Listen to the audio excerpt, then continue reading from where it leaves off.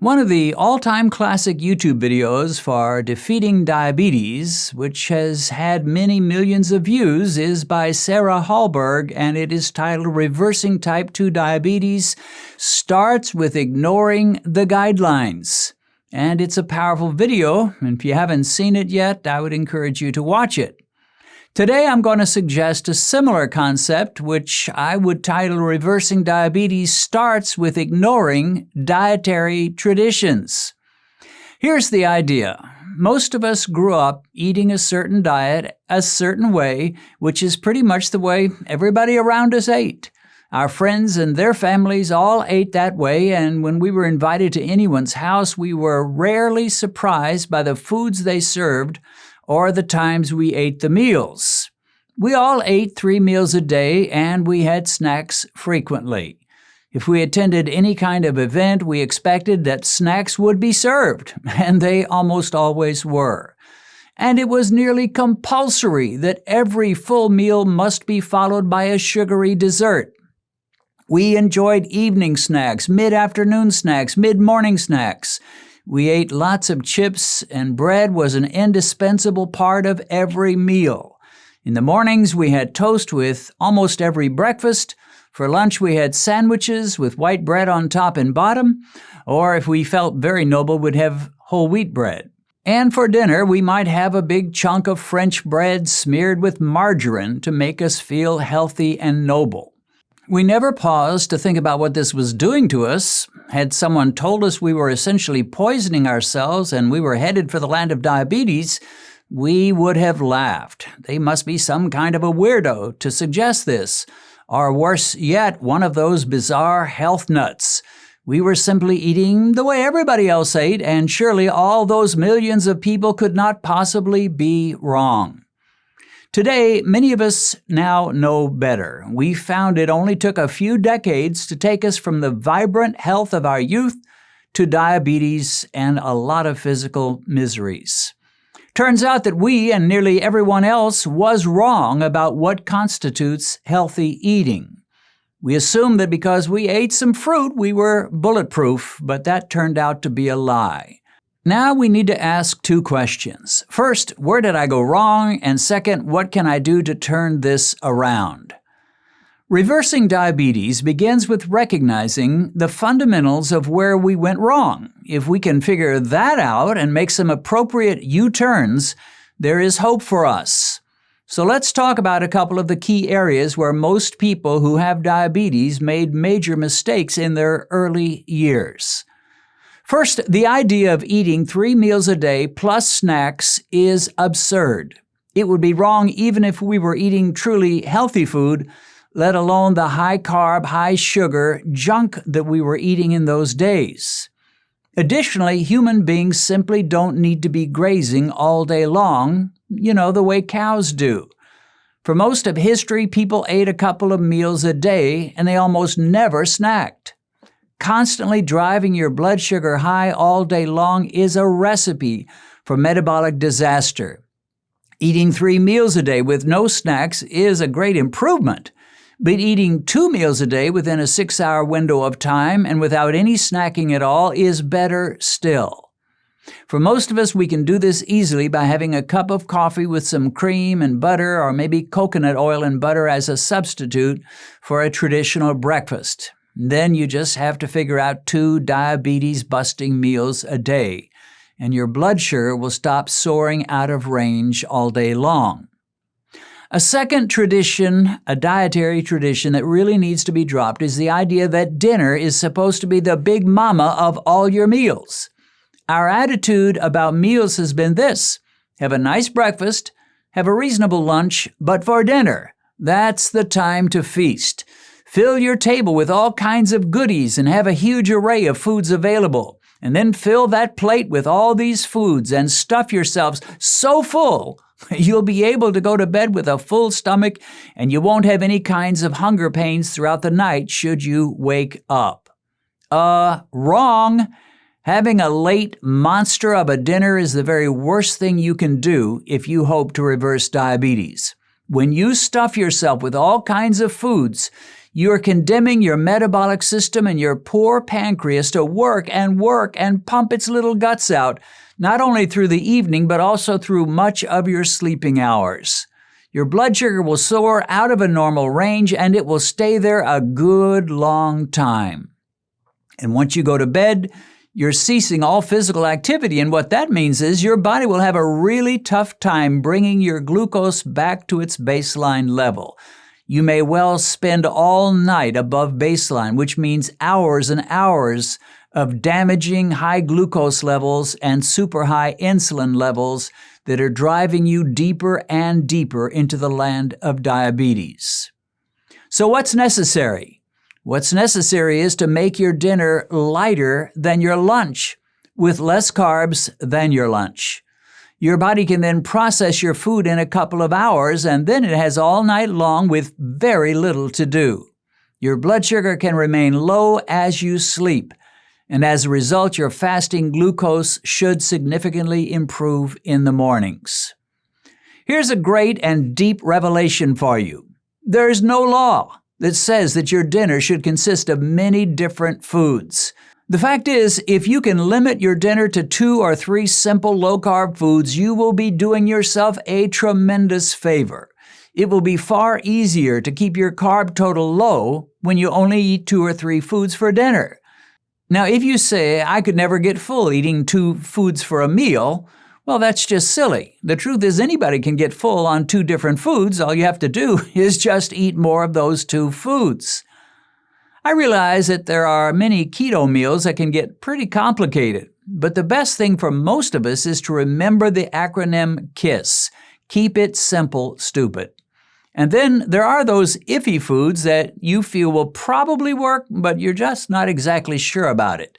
My suggestion is that with those iffy foods, shift them to your lunch meal. That way, if they do take your blood sugar out of bounds, at least by the evening, you'll probably be over it. So things like keto bread, or low-carb tortillas, or keto desserts, or low-carb bars, or keto breakfast cereals that you may buy in the store, if you eat those kinds of things, move them to your lunch meal. For your lunch meal, you can afford to be a little on the liberal side, but not too much so. But for that dinner meal, you need to be downright conservative. Most of the time, I prefer to eat my low-carb vegetables and salads for lunch rather than dinner. I've shared in previous videos how Benedicta makes a marvelous okra soup and low-carb fufu for me, and I thoroughly enjoy that meal, but normally I'll eat that for my lunch rather than for my dinner. For supper, I eat a bit lighter and about as low-carb as possible. With this said, I want to share 5 different meals that I've made for myself over the last few days. These are simple meals, but they're highly effective at keeping glucose low and giving your body a metabolic rest, a rest throughout the evening and throughout the night. Meal number 1 was simplicity itself.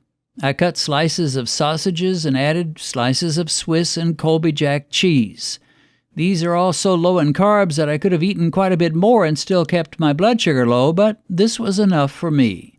I experienced a psychological boost knowing that what I eat is not going to send my glucose off to the races. For my next meal, I ate 2 chaffles, which are essentially made of shredded cheese and an egg. On the chaffles, I spread cream cheese, and on top of the cream cheese, I sprinkled everything bagel seasoning. This did not stuff me, but it was enough to keep me from feeling hungry. All the fat in the cheese helps a lot with satiety. For meal number 3, I ate rotisserie chicken bought at Walmart.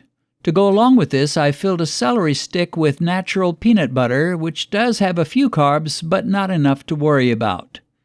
Meal number 4 consisted of a hamburger patty on a chaffle.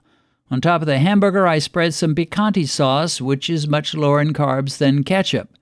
For my side, I cut chunks from a big block of Swiss cheese. Delicious and satisfying. And for my final meal, I had what most would consider a traditional breakfast. But since reversing diabetes requires ignoring traditional eating patterns, I was a happy protocol jumper. For this meal, I had scrambled eggs and ham. And with this kind of a meal, there's absolutely no point to testing my blood sugar. eggs and ham are going to do almost nothing to raise glucose. So with this kind of a diet, first of all, you drink your bulletproof coffee as a breakfast substitute, and you eat your biggest but still a low-carb meal for lunch, and then you have a light dinner with very few carbs to it as your final meal. Eating that way, I really believe there are very few diabetics who could eat like that and stay diabetic for very long. I have no doubt that most diabetics would end up below that diabetic number of 6.5 as an A1C within 6 to 9 months if they ate that way. To finish, let me share an illustration that will hopefully motivate and challenge you to reverse your diabetes using this approach of a 2-meal-per-day diet, both low-carb, but making that last meal lighter and extremely low-carb. So here's the illustration. Quite a few years ago, I read an autobiography from a pastor named Charles who shared how when he was just getting started in the ministry and he was pastoring a small church, he was frustrated because his church was hardly growing. He knew about a pastor of a large church who had been very successful, and Charles asked that pastor if he could visit him and spend a week with him to learn all he could learn about how to grow a church. The older man graciously agreed, and so Charles eagerly visited the pastor to learn everything he could learn about successful pastoring. And as he spent that week with the older man, he could hardly believe how engaged this pastor was with his church members. Every day he was going out to visit various members. Anyone who had a problem, the pastor would visit them. He also constantly made phone calls to his members, asking them if he could pray for them, and just being friendly. The huge amounts of time that this pastor spent in relating to his church members just about wore young Charles out, traveling with him. By the end of his time with the pastor, he said to himself something like this: "Well, I can see why this man has so many people in his church. If I got involved in the lives of all my members the way he does, I could probably grow a pretty large church as well." And then he had a thought, which he felt was the voice of the Lord to him. The thought was this: "Well, why don't you do it?" And from that point on, he did exactly that, and sure enough, he ended up pastoring a very large, successful church. Okay, what does that have to do with diabetes? Here's the point. I've just shown you 5 meals, and I'm sure you can think of many more, which if you eat them as your dinner meals, you're almost guaranteed to lower your glucose levels and your A1C. You would have to be some kind of a freak for your blood sugar not to drop dramatically if you ate that way. And you may be saying to yourself, well, yeah, if I ate like Dennis is recommending and discussing, bulletproof coffee in the morning, those very low-carb meals at night, and fairly low-carb for lunch, if I ate that way, yeah, I could probably beat diabetes as well. Well, my question to you is this: why don't you do it? We've had several different challenges to beat diabetes within 6 months or 4 months. Let me give you this challenge. Why don't you do it? Why don't you start eating 2 meals per day with no snacking in between those meals? Both meals low carb, but the dinner meal lighter and lower carb than the lunch meal. And eat that dinner meal fairly early, no later than 6:30 p.m. or so, but 5:30 would be even better. I would be so surprised if you don't go from diabetic to non-diabetic, according to your A1C, within 6 to 9 months. What do you have to lose? Better yet, what do you have to gain? And the answer is that you can get your life, your health, and your future back. I want you to know that I have another YouTube channel. It's called by my name, Dennis Pollock, and on this channel, my wife Benedicta and I teach the basics of the Bible in a simple, user-friendly fashion. Normally, on Mondays, I post what I call a video devo, in which I take various Bible topics and share scriptures to help you understand the subject a little better. On Thursdays, I post Bible studies by Benedicta and me as we sit at our dining room table and discuss various portions of the Scriptures. We cover book studies and Bible character studies. So catch me on Mondays sharing devotional talks, and Benedicta and me on Thursdays as we study the greatest book in the world, the Bible. Check in the description to find a link to our Bible teaching channel, which is called by my name, Dennis Pollock.